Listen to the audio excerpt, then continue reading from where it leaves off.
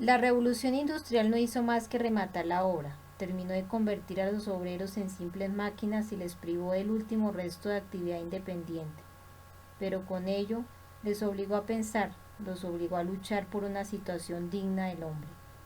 Esto dice Engels en su obra La inacción de la clase obrera en Inglaterra, la invención de la primera máquina muy imperfecta, la hiladora mecánica Jenny, construida por el tejedor I.A.M.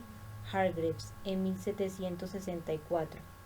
Mostró las incomparables ventajas de la producción a máquina sobre el trabajo manual y sentó la base para la ruina en masa de los hiladores. Las siguientes invenciones arruinaron a los tejedores. Fue un proceso duro y doloroso. La historia universal, escribió Marx, no ofrece un espectáculo más horrible que el hundimiento lento promulgado durante decenios y que culminó por fin en 1838. De los tejedores de algodón ingleses. Un proceso análogo se operó, con mayor lentitud, en las industrias de lana, la seda y el lino. Así pues, la pérdida de la tierra por parte del campesinado y la ruina del artesanado condujeron a la formación del gran ejército de los proletariados, hombres carentes de propiedad y sin otros medios de existencia que la venta de su fuerza de trabajo. 1.2 El surgimiento de la burguesía industrial. Simultáneamente a la clase obrera se fue formando otra clase de gente poseedora de los instrumentos y los medios de producción capaz de comprar la fuerza de trabajo de los indigentes. ¿Cómo surgió esta categoría de gentes que pasó a formar luego la clase de los capitalistas? ¿Cómo se operó la acumulación primaria de capital que fue el punto de arranque de la producción capitalista? Los historiadores y economistas burgueses explican las causas de la indigencia y la riqueza de manera sumamente simple, pero en absoluto incorrecta.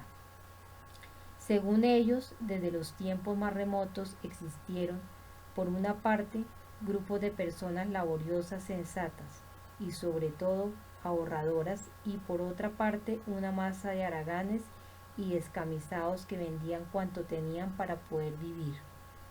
Los primeros acumularon grandes riquezas y a los últimos, a fin de cuentas, no les quedó nada que vender, a excepción de sí mismos.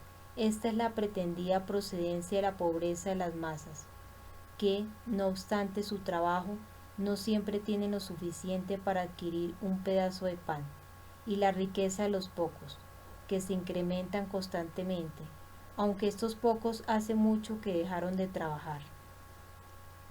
En realidad, el surgimiento de la burguesía, lo mismo que el del proletariado, es un proceso histórico, sujeto a determinadas leyes.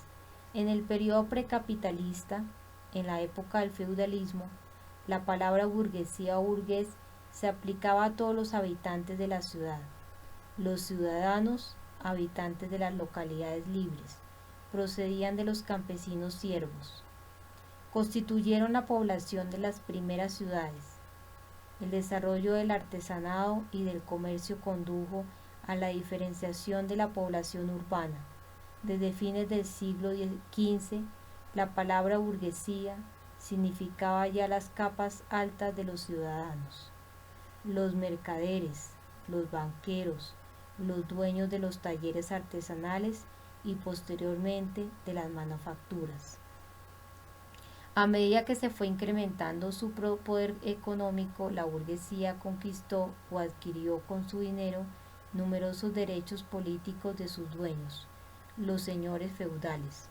El rápido desarrollo de la burguesía se remonta a los comienzos del siglo XVI, el descubrimiento de América en 1492 y el aprovechamiento de sus riquezas, el descubrimiento en 1498 de la ruta marítima a la India, circundando África, la ampliación de las relaciones comerciales con las colonias, impulsaron el desenvolvimiento del comercio, la navegación y la industria y coadyuvaron al incremento de la burguesía. El objetivo principal de la burguesía, en particular desde el momento en que apareció la clase de los obreros asalariados, consistió en concentrar en sus manos un gran capital.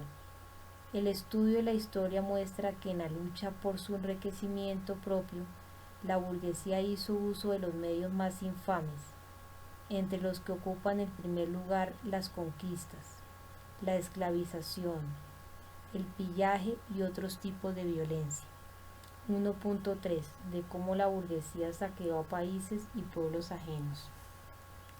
Las miradas rapaces de la burguesía se dirigieron muy pronto hacia otros países y pueblos, cuyo saqueo se convirtió en una ley del desarrollo de la sociedad burguesa. En los países sojuzgados, la burguesía se adueñaba de los objetos de valor y los tesoros, de los productos alimenticios y las materias primas para la industria. Allí encontraba la mano de obra barata, los esclavos y un vasto mercado para la venta de sus artículos industriales. El exterminio, la esclavización y el entierro en vida de la población aborigen en las minas de África. La conquista y el pillaje de la India y de otros países de Asia y de América. La conversión de África en coto vedado para la caza de negros. Fueron los primeros pasos en la acumulación de riquezas por parte de la burguesía. La política colonial, es decir, la conquista, la esclavización y el saqueo de países y pueblos ajenos, hunde sus raíces en el remoto pasado, pero sus consecuencias no se han superado todavía definitivamente y por completo en nuestros días. Al correr de los años cambiaron muchas veces los objetivos y los métodos de la política colonial, pero su esencia fue siempre y continua siendo la misma: el saqueo y la opresión de los pueblos débiles. Los primeros en emprender las conquistas coloniales fueron Portugal y España. Ya en el siglo XVI, los portugueses, tras derrotar a sus competidores, los árabes y los egipcios, establecieron su control sobre las salidas del Mar Rojo y del Golfo Pérsico. No tardaron en ocupar Malaca en 1511, se adueñaron de las famosas Islas de las Especias en 1512, desembarcaron en las costas de China en 1517 y del Japón en 1542. Los conquistadores portugueses se apoderaron de una parte de la costa africana, se adueñaron del Cabo de Buena Esperanza, se asentaron también en el Brasil. El poder de Portugal en sus colonias, en las tierras conquistadas, era muy grande, es más, no estaba limitado por ninguna ley. Se asentaba en la fuerza militar, en la superioridad de las armas portuguesas, es decir, en la violencia. Sin embargo, todo poder que se apoyaba solo en la violencia es débil, y por eso se resultó poco sólido el dominio portugués. Mientras que los portugueses saqueaban los países del oriente, los colonizadores españoles conquistaban América. Entre 1515 y 1519, la expedición mandada por Hernán Cortés sometió y saqueó a México, mientras la de Francisco Pizarro en 1531 y 1535 hacía lo propio en el Perú, y Almagro en Chile. Para liberarlo del cautiverio, Pizarro exigió a la Inca Atahualpa que llenase de oro una gran habitación hasta una marca que hizo con la mano. Toda una cohorte de gentes rapaces y saqueadoras se lanzó por aquellos tiempos sobre los pueblos de América, aprovechando su superioridad militar y las disensiones entre las tribus. Los conquistadores sometieron a los pueblos americanos e interrumpieron su desarrollo independiente, pero resultó imposible convertir a los indios en esclavos. Los pueblos de América, amantes de la libertad, resistieron desesperadamente, luchaban hasta morir el último hombre, pero no se rendían. No solo se suicidaban, sino que mataban también a sus mujeres e hijos, prefiriendo la muerte a la esclavitud oprobiosa. Al ser apresados, muchos de ellos no tardaban en perecer. La colonización fue acompañada de una mortandad desastrosa y rápida de la población autóctona de Haití. Al ser descubierta la isla, se componía de varios cientos de millares de habitantes. En 1508 no quedaban más que 60.000, 20.000 en 1512 y en 1548 tan solo 500. Lo mismo ocurrió en muchas de las islas y en el continente americano. Hubo que abolir la esclavitud de los indios y convertirlos en siervos. El lugar de los esclavos indios lo ocuparon negros de África, cuya importación se intensificó inmediatamente. Entre siglos de dominio XVI, XVII y XVIII, los españoles sacaron de América metales preciosos por valor de 28.000 millones de pesetas. Estos cuantiosos tesoros se lograron a costa del exterminio y del enterramiento en vida de tribus completas en las minas.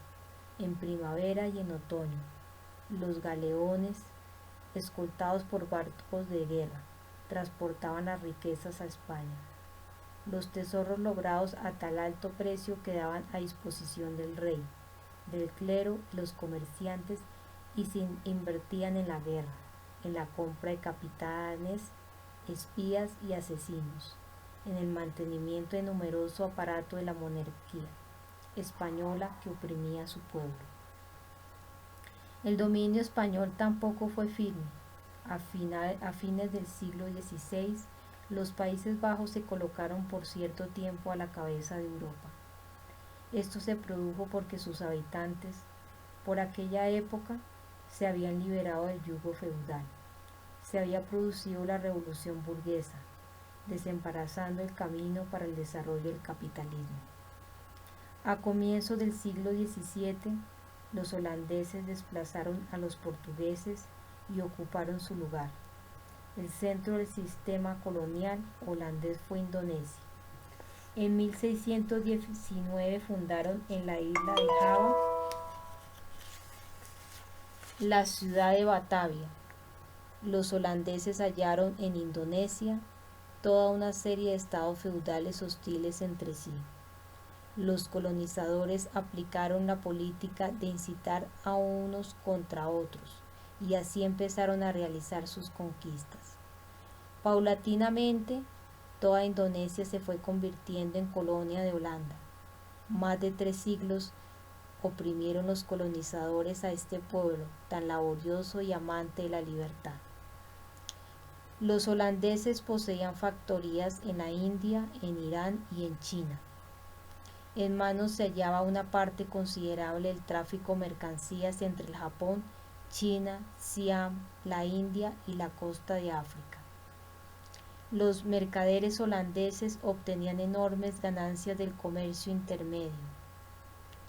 Los Países Bajos aventajaron considerablemente a otros países.